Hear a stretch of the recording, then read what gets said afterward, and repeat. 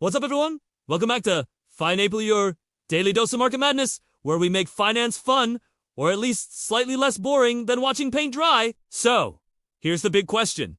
Are we in the middle of a market melt-up, or just setting up for the next big pullback?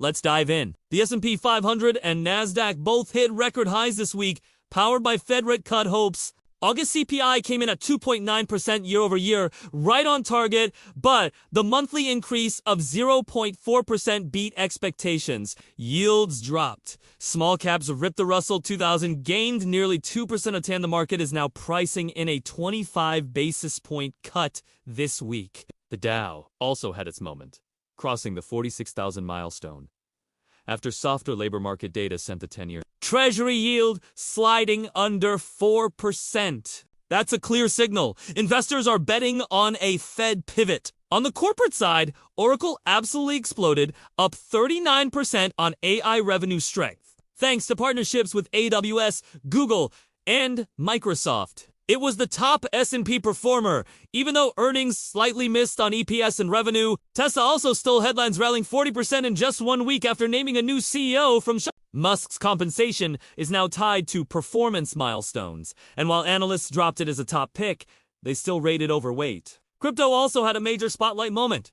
Gemini became the first big exchange to IPO since 2022, debuting on NASDAQ under ticker GEMI, up 40% on day one, giving it a $5 billion plus valuation. Klarna followed suit with its NYSE debut, raising $1.37 billion, shares jumping 14%, and a $14 billion market cap. Meanwhile, market breadth looks healthier than it has in months, with 440 S&P stocks trading green. That kind of expansion means this isn't just big tech doing the heavy lifting. Of course, not all was rosy. Chewy plunged 16% on an earnings miss. And tariffs are back in the spotlight. Trump floated the idea of 100% tariffs on China, sending volatility higher with the VIX jumping to 16.